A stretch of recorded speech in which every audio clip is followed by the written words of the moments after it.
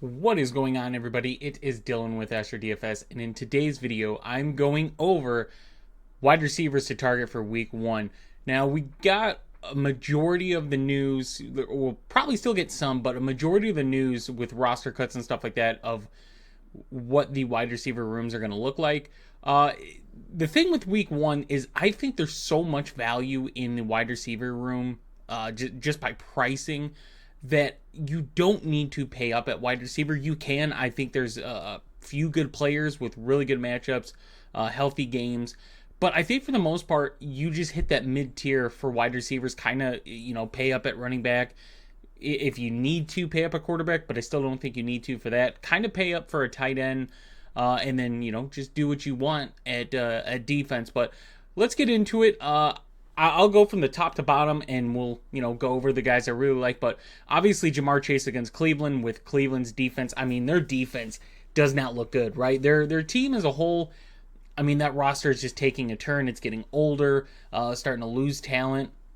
You're paying somebody $40 million on your defensive line, going with Joe Flacco week one. But nonetheless, it is the Cincinnati Bengals and Cleveland Browns, where you get what could be two good offenses, at least in the past game. We saw what Joe Flacco did in Cleveland last time he was there. We saw the success last season Cleveland had when someone like Jameis Winston was in there.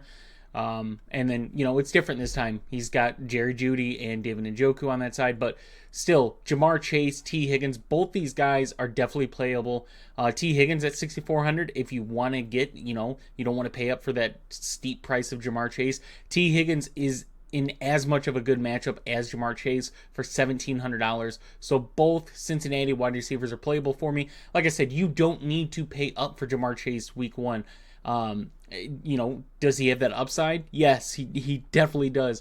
But do you need him to have the best lineup week one based off his price? I don't believe you do. He's still a really good play. I'm not trying to downplay any of that, but I just don't think you need to get there. Next is Amon-Ra at 7,100. This Green Bay team, we saw their secondary kind of go through a turn with Jair missing quite a bit of games last season. They had a bunch of secondary injuries.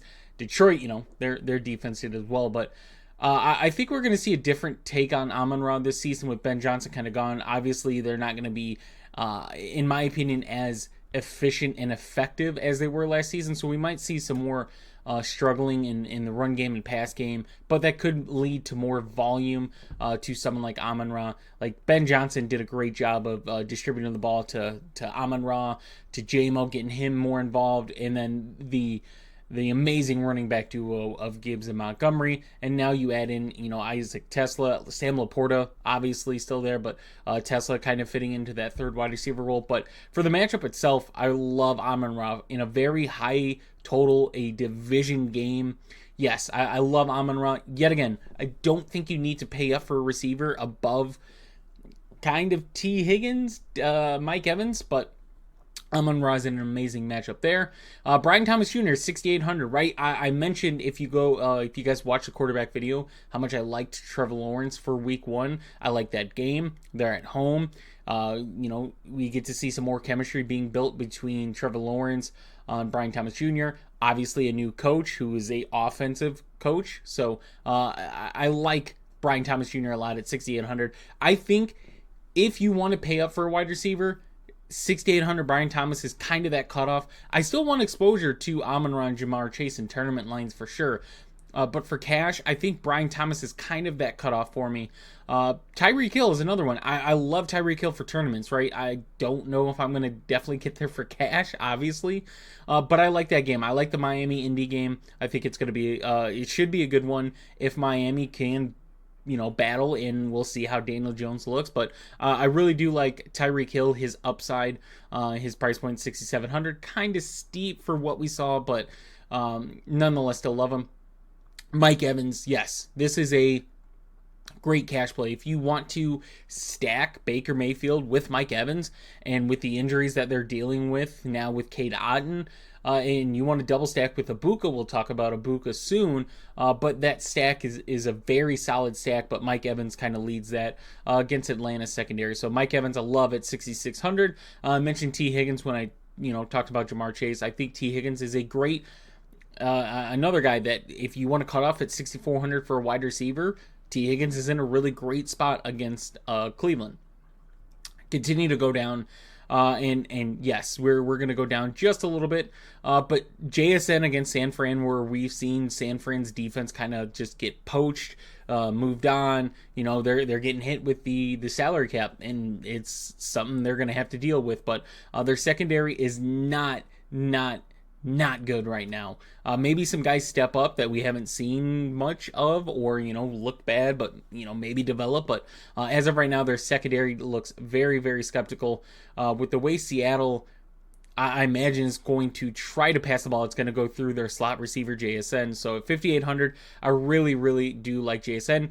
He's not a cash play for me, but I do really like him in tournaments. Especially with the 5,800 price tag. Going down, and this is where we start to get to some of the guys that I love for cash. Marvin Harrison Jr., 5,500 against New Orleans. New Orleans secondary, I mean, their team as a whole, when they lost Tyrann Mathieu, that was kind of like the light bulb for me for Marvin Harrison Jr. week one. And, the downside, the con to it was Kyler Murray and Marvin Harrison didn't have a great connection. I mean, we can look at Marvin Harrison's games from last season.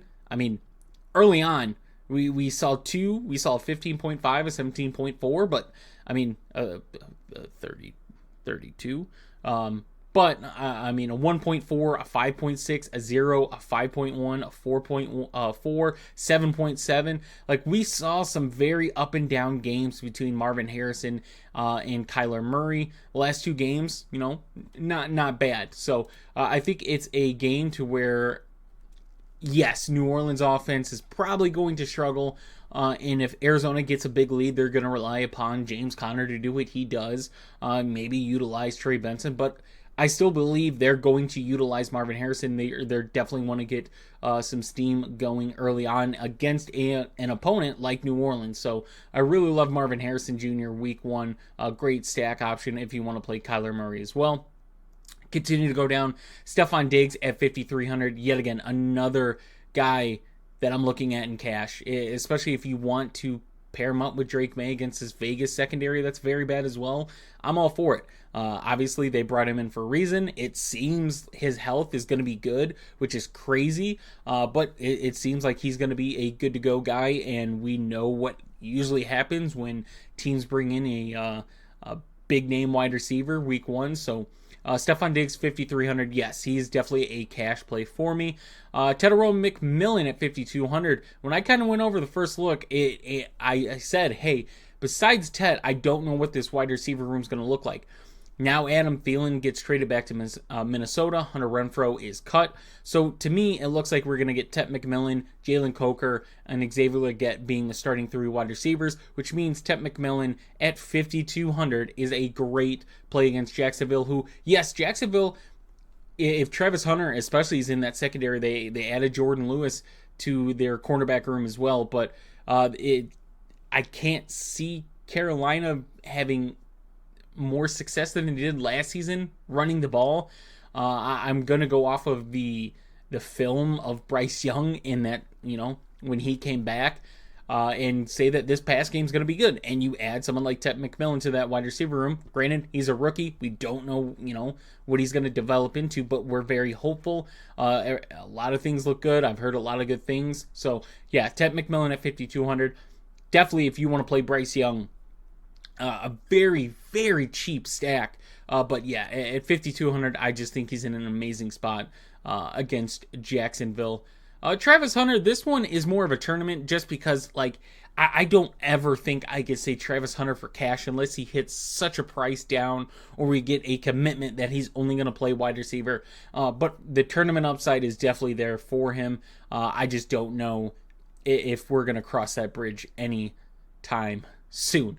Matthew Golden, this name is kind of emerging with what we're seeing out of Green Bay's wide receiver room. At 4,900, Detroit's got a really good secondary duo. I think if they could stay healthy, that secondary could be good. We saw some upside with who they had, but that safety duo is just nasty. But Golden's speed, kind of the one play we saw in the preseason. Maybe it's deceiving. I don't think it's cash play by any means.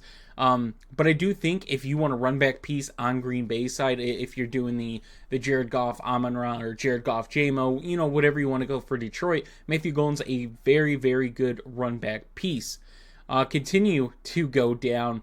And we get down to 4,600 Josh Downs against Miami.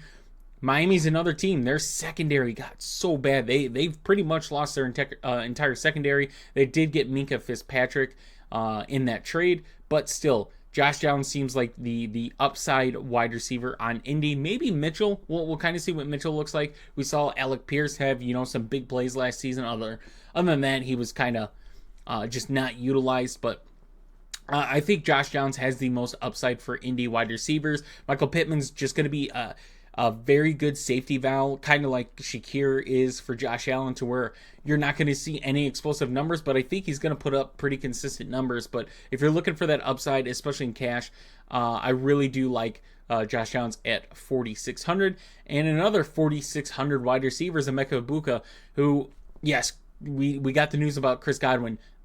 He's not playing, though. He's not playing week 1. Cade Otton now is hurt. It seems he's out week 1. So Emeka Egbuka, Mike Evans, Baker Mayfield. I mean, that's a great stack to do against Atlanta. Big division game on the road. But yeah, really like Emeka Egbuka there at his price point. Ricky Pearsall at 4,500. This one is more of a tournament play, but I did want to go over it with the status of Juwan Jennings. It seems Juwan's going to be there. We saw kind of a little bit of upside in Ricky Pearsall, but he's been the healthiest wide receiver this offseason for San Francisco. He's kind of going to, in my opinion, be the guy if San Fran does pass the ball to a wide receiver. I really, really like George Kittle week 1. I really like CMC. But for the wide receivers, Ricky Pearsall is going to be that guy. If I am targeting a San Fran wide receiver, that's the one I want. Granted, Seattle secondary, I mean, if they could get it clicking, that secondary is going to be very scary this season. Very scary. The defensive line, maybe not as much, right? They still have a star there, but it's man, that secondary could be disgusting this season. They're going to be one to watch for. But maybe early on we get, a very efficient San Fran team, do some work on them. Continue to go down. Demario Douglas is worth mentioning, another stackable piece with Drake May at 4,200. Yet not a cash play, but I do think he's worth mentioning against a bad Vegas secondary. Other than that, go down to some more value plays, and we could go over some of these names. Yet again, this is pretty much tournament. This is not anything cash unless something is news breaking to someone's out that we don't, like no one's out. No one big is really out that we don't already know of. So going down, I mentioned Jalen Coker getting that wide receiver 2 role. It seems like on that Carolina team, I'm not high on Xavier Legette at all anymore. So I'm looking at Jalen Coker to kind of move into that wide receiver 2 role for Carolina. He's very cheap. Yet again, very stackable price at that. Thornton Jr., this one is going to be interesting. Yet again, tournament, right? This is not like, hey, invest your lineup money into Thornton. But I mean, he's a tall receiver. He's got speed. He's got hands. We saw that preseason touchdown. But New England, you got to remember, they have someone like Christian Gonzalez there. They have names. They just need the play calling to work. And with someone like Mike Vrabel, he elevates the way his players play.